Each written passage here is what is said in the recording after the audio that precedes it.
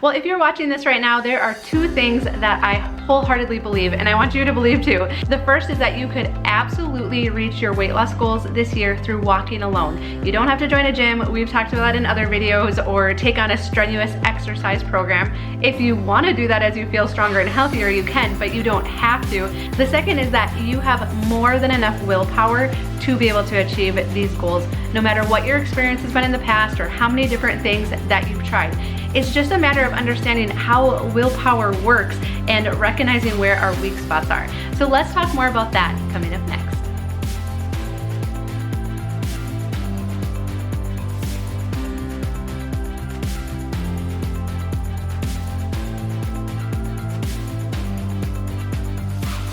Well, hi, I'm Dawn from The Minimal Mom, and today we are continuing our series on, I don't know what to call it, I guess like simplified weight loss, because weight loss actually isn't hard. It's just figuring out what works for us. And I know most of us have tried so many things. We know exactly what doesn't work. So that's why I've been talking about kind of how these smaller changes, like getting enough steps in a day and drinking more water, play into a lifestyle that is just conducive with maintaining a healthy weight. So it's not like lose tons of weight fast, but the hope is that it's achievable and it's sustainable, and that we're setting a good example for our kids. And so today I want to talk a little bit about willpower, because I think most of us are really hard on ourselves when it comes to this topic. And when we set out to do something like a new weight loss plan and we don't succeed, we get really down on ourselves and we say, I don't have enough willpower, I don't have enough self-control or discipline, and we continue to just be like, I'm the problem, I'm the problem. But this is really interesting. I was watching a TED Talk the other day, I'll link to it down below, by a medical doctor, and she was talking about how food manufacturers use MRI machines to do brain research so that they can modify the recipes for their foods to make them more addictive. And most often this involves adding sugar to them, because as we all know, sugar is highly addictive. She said up to 80% of foods in our grocery stores now have sugar added to them. And so, you know, a lot of times we're like, oh, I'm the problem. No, the bigger problem is that everywhere we go now, these foods that are not conducive with our weight loss plan are right in front of us. We go to, go think, when you walk into the gas station, yeah, there's some healthy food that's 3 times more expensive than unhealthy food. Think about when you go to the grocery store, all of the foods, you know, and they say, oh, just shop the perimeter. Well, you still have to walk through all of the other foods to get to the checkout. And what's at the checkout when you get there? I mean, she said it's almost criminal how we are just allowing all of this unhealthy food to surround us every day. And I think she's kind of right. And so we're not going to change that overnight, but I want to tell you that it's not just you. It's not just, oh, you don't have willpower and that's why you're not succeeding. We're actually up against some kind of tough odds because this stuff is around us every single day. So let's understand a little bit better how willpower works, and then how we can still set ourselves up for success. Because yeah, it stinks that this food is everywhere all of the time, but there are things that we can do so that we can still lose weight in this environment. How does willpower work? Basically, scientists will tell you that we start out with a measure of willpower in the morning, and that it gets depleted throughout the day. So that's why you've probably noticed this. 8 o'clock in the morning, you have the choice between a banana and chips. What do you choose? The banana. Okay, it's pretty easy. Then you get to lunchtime. If I gave you the same choice, you might still be able to make the better choice and choose the banana or the salad or whatever the healthy option. Okay, now it's 6 o'clock at night, you just got home from work and picking up the kids, and your day still isn't done yet, but now you open the cupboard and you have the same choice. Chances are you're not gonna choose the banana, right? You're gonna go for these aren't even real Doritos. They're like the store brand from Aldi, and they don't even taste that good, but I would still probably be choosing the fake Doritos because our measure of willpower has started to run out.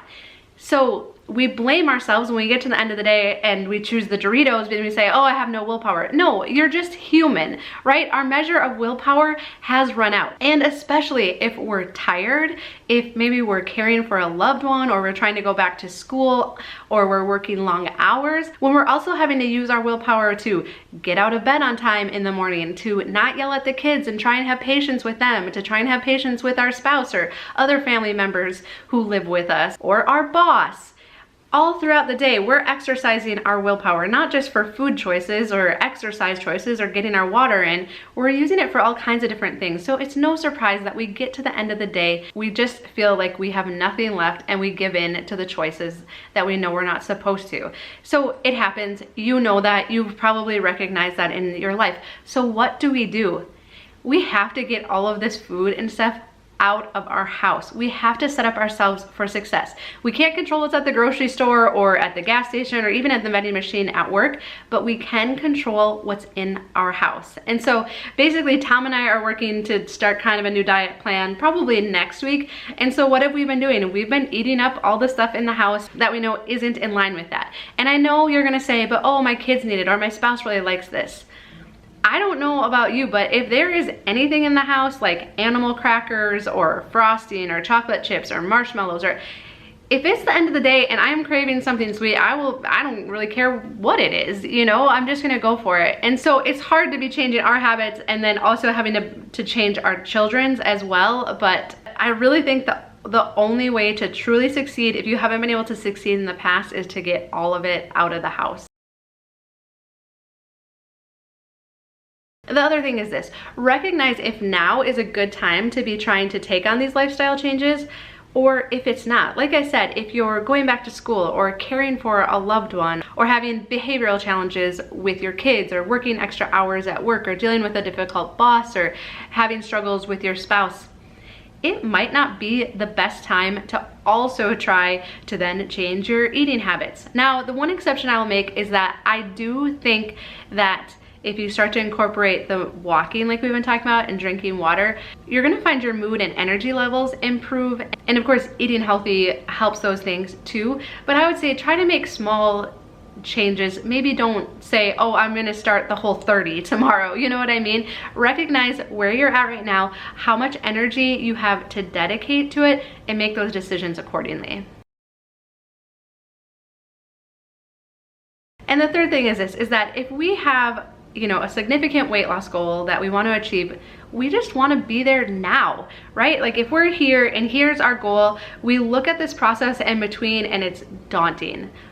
I know, I distinctly remember after having our third, for whatever reason, was the worst. And I remember standing in our bedroom, looking at my clothes, having nothing to wear, feeling good in none of my clothes, and just feeling so hopeless, and just thinking, if there was just a way just to get rid of this weight, and then I'll maintain it, right? If there was just a way just to get rid of it, and then like I promise I'll maintain it, you know. But I want to encourage you with this. I've shared this story before, but when I was in college, I transferred colleges, and when I transferred, I thought I should only have had 1 year left of college. But then when I was talking with the counselor about it, he said, okay, I looked everything up, you have 2 years left. And at this point, I was working 2 jobs while going to college to be able to afford it.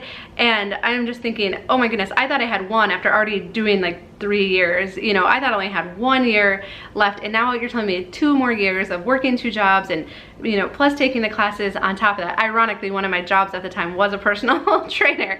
But I just remember feeling so defeated and just feeling like, well, what's the point? You know, maybe I should just quit. Maybe I'll go back again later. And what he said to me, I will absolutely never forget. He said, the time's gonna pass anyway. And so that's my encouragement too. This next year is gonna pass regardless of if you decide to make small changes that actually add up to a big difference over the next year, or whether you look at the gap and say, it's just too big, it's just too hard. I've tried that before and it didn't work out. You know, what if every day you aimed for 10,000 steps, even if you only got 6,000? What if every day when you went to the fridge and you looked inside and you had 2 choices, what if only half the time you made a better choice? What if you looked in there and you said, I'm getting healthier every day? And when those negative thoughts come into your head and say, you're never gonna change, you're never gonna lose weight, you say to yourself, nope, I'm getting healthier every day. And we just start to make these small changes. What if you learn 1 new healthy recipe that your family really enjoys per week? What if you started with finding, you know, healthy snacks, and then from there, healthy lunches? What if you started walking on your lunch break instead of sitting and scrolling through Facebook? What if you found someone at work to walk with you? What if you found a neighbor to walk with? There's so many little things that if we just did those every day, that 1 year from now, I think you would feel so much better. Not only would you have lost some weight, but you would just feel better. You'd feel better about yourself. You'd have more confidence in yourself that you can do the things that you set out to. And you know, after having that third baby and feeling so hopeless, that's what I did. I made little changes. There was nothing dramatic that I did. There was no secrets that I've ever found or anyone around me has ever found. It was just making those little changes every day and doing those things to set yourself up for success, getting the junk stuff out of the house. I can't have it in the house. I just know that about myself. Or ordering groceries instead of going into the store to get them if it's too tempting. Paying at the pump, not going into the gas station.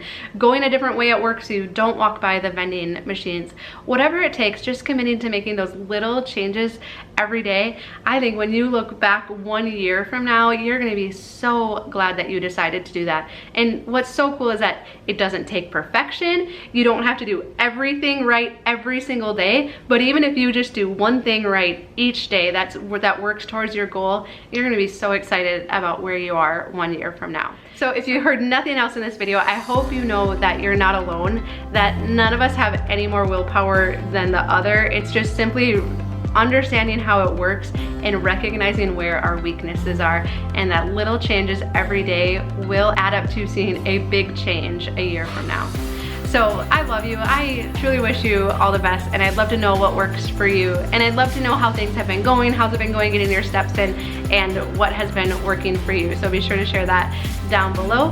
And next week, Tom and I are gonna talk a little bit about the diet plan that we have selected to do and how that's going. So we'll share that with you coming up next week.